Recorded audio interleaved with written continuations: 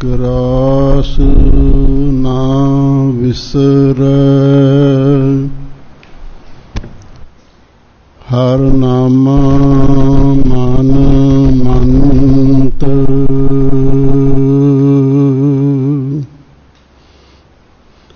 तन से नानका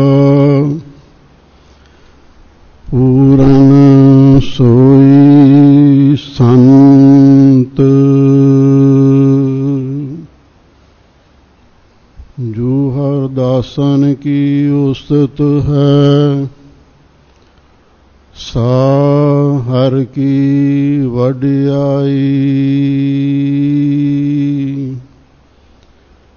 हरि अपनी वडियाई भावंदी, जन का जयकार कराई।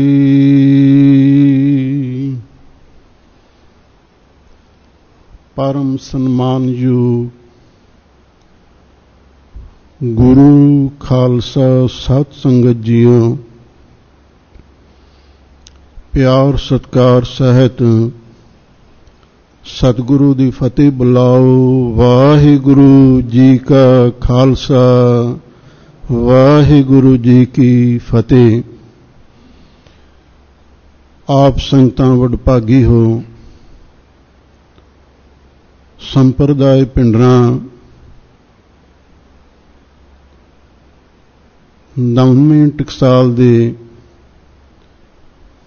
12वें मुखी सचखंड वासी पंथ रतन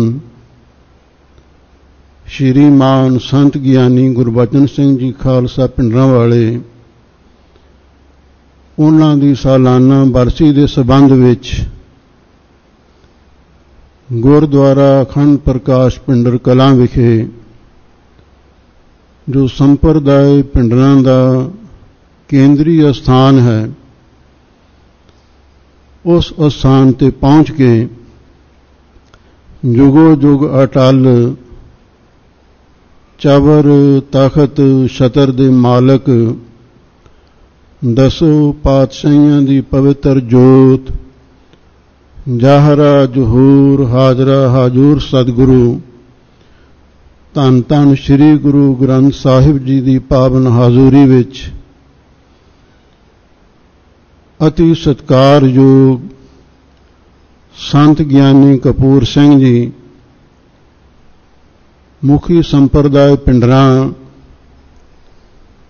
आप जी नूं आए हुए पावन श्री मुख वाक दी जिथे कथा सरवण करवा रहे सन, उथे नाल दी नाल उन्हां महापुरखां दा संखेप जीवन इतिहास भी सरवण करवा रहे सन। दास नूं उन्हां हुक्म कीता कुछ समा हाजरी भरन दा। मैं बेनती करां, महापुरख अकाल पुरख वाहिगुरु दे प्यारे हुंदे हन। जदों वाहिगुरु परमेश्वर दी अपनी मौज हुंदी है, उन्हां नूं परोपकार दे लई संसार विच भेजदा है। जन्म मरण दोहूं मैं नाही, जन परोपकारी आए। जीव दान दे भगति लायन, हर सू लैण मिलाए। महापुरखां दा जन्म स्थान नगर अखाड़ा है। उस नगर दे विच महापुरखां ने जन्म धारिया। उन्हां महापुरखां नूं पिंडरां वाले ही आख्या जांदा है। वो क्यों? इहदा कारण यह सी, जन्म अस्थान तां भावें अखाड़ा नगर सी, पर इत्थे पिंडरां नगर गुरुद्वारा अखंड प्रकाश विखे वड्डे सतपुरुष ब्रह्म ज्ञानी तत्त बेते आत्मदर्शी महान विद्वान श्रीमान संत बाबा सुंदर सिंह जी पिंडरां वालियां पास आए। वो असली पिंडरां नगर के महापुरख सन। उन्हां तों वरोस आए, इस अस्थान की सेवा संभाल की। इस अस्थान नूं सिੱਖੀ प्रचार का केंद्र स्थापित करके पूरे पंजाब के पिंडां नगरां शहरां विच, फिर इस तों इलावा बंबे कलकत्ते हजूर साहब पटना साहब आदਿਕ पवित्र अस्थानां ते जाके महान गुरमत गुरसिੱਖੀ का प्रचार किया। महापुरखों के नाल अनेकां विद्यार्थी भी सन, सेवादार भी सन ते कुछ भजन बंदगी करन वाले भी गुरमुख प्यारे सन। उन्हां सारियां नूं नाल लैके महापुरखों ने विचर के प्रचार किया। जिवें हुणे ही संत ज्ञानी कपूर सिंह जी कह रहे सन बई महापुरखों ने बचन किया सी, बाकी साधु मंडलियां फेरदे ने, ये मंडला फेरेगा। वड्डा जथा लैके कई वारी तां 150 पौने 200 के करीब भी सिंह हो जाते सन। फिर सारियां दी पढ़ाई का खर्चा, ग्रंथ पुस्तक दवाई बूटी का खर्चा, वस्त्रां का वो अपने कोलों करते सन। सत्कारयोग संत ज्ञानी कपूर सिंह जी भी पहला उन्हां तो ही उन्होंने विद्या पढ़ी, सेवा की, उन्हां महापुरखों दीयां आसीसां लईआं। फिर उन्हां तो बाद उन्हां दे उत्तराधिकारी श्रीमान संत ज्ञानी मोहन सिंह जी पिंडरां वाले, उन्हां दे कोलों विद्या पढ़ी ते हुण गुरमत गुरसिੱਖੀ का प्रचार कर रहे हैं। हुण भी विद्यार्थियों नूं पढ़ा रहे हैं।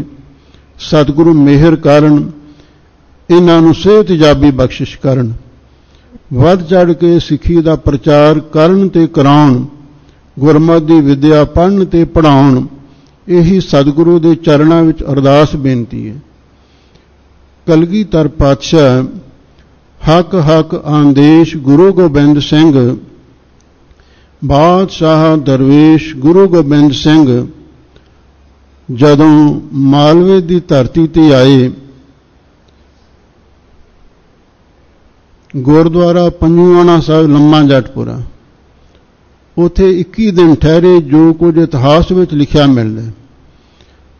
गिरदनवाई दे नगरां पिंडां दीयां संगतां सतगुरु दे पास जांदियां, बेनती करदियां महाराज साडे नगर विच चरण पाओ। अखाड़े नगर की संगत गई, उन्होंने भी सतगुरु के चरणों विच बेनती की, सच्चे पातशाह साडे पिंड भी चरण पाओ। पिंड तो बार बार कैंबां वाली ढाब हुंदी सी, हुण उत्थे सरोवर ते सोहना आस्थान गुरुद्वारा साहब बनिया होया। उस कैंबां वाली ढाब ते कलगीधर पातशाह ने आके आसन लाया। अखाड़े नगर दीयां संगतां होर नगरां दीयां संगतां दर्शन करन वास्ते आईयां। उस वेले माता सेवी जी जो महापुरखों के खानदान विचों सन ते बाबा अमरा जी, इन्हां ने सतगुरु महाराज सच्चे पातशाह नूं समुंदर छकाया, दुध छकाया। सतगुरु प्रसन्न होए, कहन लगे माता जी की इच्छा है। माता जी ने हाथ जोड़े बेनती की, महाराज तुसी ये वरदान दिओ, बचन कर दिओ मेरी वंश विच मेरी कुल विच सिੱਖੀ रवे। सिੱਖੀ मंगी ते उस वेले सतगुरु मेहरां दे घर आए, कहन लगे माता जी तुहाडे घर सिੱਖੀ भी रहोगी ते तुहाडी कुल दे विच एक ऐसा महापुरख महान संत सिपाही ब्रह्म ज्ञानी तत बेता पूर्ण खालसा पूर्ण गुरसिख भेजांगे, जेड़ा कौम दी पंथ दी निगर सेवा करेगा ਸਮਾਂ ਪਾ ਕੇ 1902 ਈਸਵੀ ਨੂੰ ਫੱਗਣ ਦੀ ਸੰਗਰਾਂਦ, ਮਾਘ ਦੀ ਪੁੰਨਿਆ, ਬੁੱਧਵਾਰ ਦਿਨ ਅੰਮ੍ਰਿਤ ਵੇਲੇ 2:15 ਵਜੇ ਮਹਾਂਪੁਰਖਾਂ ਦਾ ਆਗਮਨ ਹੁੰਦਾ ਹੈ। ਤੇ ਮਹਾਂਪੁਰਖਾਂ ਨੇ ਜਿਵੇਂ ਸ਼੍ਰੀਮਾਨ ਸੰਤ ਗਿਆਨੀ ਕਪੂਰ ਸਿੰਘ ਜੀ ਸੰਖੇਪ ਇਤਿਹਾਸ ਸਰਵਣ ਕਰਵਾ ਰਹੇ ਸਨ, ਆਪ ਸੰਗਤਾਂ ਨੇ ਸੁਣ ਹੀ ਲਿਆ ਹੈ। ਤਾਇਆ ਬਾਬਾ ਕਾਹਨ ਸਿੰਘ ਜੀ ਤੋਂ ਗੁਰਮਤਿ ਦੀ ਵਿਦਿਆ ਪੜ੍ਹੀ, ਹੋਰ ਸਾਧੂਆਂ ਤੋਂ ਵਿਦਿਆ ਪੜ੍ਹੀ। ਫਿਰ 1923 ਦੇ ਵਿੱਚ ਸਿੰਘ ਸਭਾ ਦਾ 4 ਰੋਜ਼ਾ ਸਮਾਗਮ ਹੋਇਆ ਖਾੜੇ ਨਗਰ ਵਿੱਚ। ਉੱਥੇ ਵੱਡੇ ਮਹਾਂਪੁਰਖ ਗਏ, ਇਹਨਾਂ ਤੋਂ ਇੱਕੋ ਹੀ ਹੁਕਮਨਾਮੇ ਦੀ ਕਥਾ ਸੁਣੀ ਤੇ ਮਹਾਂਪੁਰਖਾਂ ਦੇ ਹੋ ਕੇ ਰਹਿ ਗਏ। ਖੰਡੇ ਬਾਟੇ ਦਾ ਅੰਮ੍ਰਿਤ ਛਕਿਆ, ਫਿਰ ਮਹਾਂਪੁਰਖਾਂ ਦੇ ਜਥੇ ਵਿੱਚ ਸ਼ਾਮਲ ਹੋ ਗਏ। 7 ਸਾਲ ਰਹੇ। 1930 ਦੇ ਵਿੱਚ ਜਦੋਂ ਮਹਾਂਪੁਰਖ ਸੱਚਖੰਡ ਜਾਂਦੇ ਹਨ ਤੇ ਸੰਤ ਗਿਆਨੀ ਗੁਰਬਚਨ ਸਿੰਘ ਜੀ ਖਾਲਸਾ ਪਿੰਡਰਾਂ ਵਾਲਿਆਂ ਦੀ ਡਿਊਟੀ ਲਾ ਦਿੰਦੇ ਹਨ, ਬਈ ਤੁਸੀਂ ਹੁਣ ਗੁਰਮਤਿ ਗੁਰਸਿੱਖੀ ਦਾ ਪ੍ਰਚਾਰ ਕਰਨਾ। ਉਹ ਬਚਨ ਅਖੀਰਲੇ ਦਮ ਤੱਕ ਮਹਾਂਪੁਰਖਾਂ ਨੇ ਨਿਭਾਇਆ। ਅਖੀਰਲੇ ਦਿਨ ਵੀ ਮਹਿਤੇ ਨਗਰ ਦੇ ਵਿੱਚ ਕਿਸੇ ਪ੍ਰੇਮੀ ਦੇ ਘਰ ਵਿੱਚ ਆਸਣ ਸਨ। ਮਹਾਂਪੁਰਖਾਂ ਨੇ ਸ਼ਾਮ ਦੇ ਦੀਵਾਨ ਦੇ ਵਿੱਚ ਕਥਾ ਕੀਤੀ। ਬਸੰਤ ਰਾਗ ਦੀ ਅਸ਼ਟਪਦੀ ਆਉਂਦੀ ਹੈ, ਜਗ ਕਊਆ ਮੁਖ ਚੁੰਚ ਗਿਆਨ। ਉਹ ਸ਼ਬਦ ਦੀ ਬੜੇ ਪ੍ਰੇਮ ਤੇ ਸ਼ਰਧਾ ਦੇ ਵਿੱਚ ਕਥਾ ਕੀਤੀ ਤੇ ਨਾਲ ਹੀ ਕਹਿਣ ਲੱਗੇ, ਸਰੀਰ ਦਾ ਕੋਈ ਪਤਾ ਨਹੀਂ, ਅਸੀਂ ਯਤਨ ਕੀਤਾ ਹੈ ਮਹਾਂਪੁਰਖਾਂ ਦੇ ਬਚਨ ਨੂੰ ਕਮਾਉਣ ਦਾ, ਤੇ ਸਤਿਗੁਰੂ ਕਿਰਪਾ ਕਰਨ ਉਹ ਬਚਨ ਅਖੀਰ ਤੱਕ ਨਿਭ ਜਾਵੇ। ਅਖੀਰਲੇ ਦਿਨ ਤੱਕ ਵੀ ਉਹ ਕਥਾ ਕਰਦੇ ਰਹੇ ਤੇ ਉਹਨਾਂ ਮਹਾਂਪੁਰਖਾਂ ਤੇ ਇੰਨੀ ਵਾਹਿਗੁਰੂ ਦੀ ਕਿਰਪਾ ਸੀ, ਬਹੁਤੀ ਦਾ ਗੱਲ ਉਹ ਮਹਾਂਪੁਰਖ ਦੱਸਦੇ ਨਹੀਂ ਸਨ। ਭਾਈ ਕਰਤਾਰ ਸਿੰਘ ਜੀ ਖੜਿਆਲ ਦੇ ਹੋਏ ਨੇ, ਉਹਨਾਂ ਦੇ ਉਹ ਮਹਾਂਪੁਰਖਾਂ ਦੇ ਗੜਵਈ ਸਨ।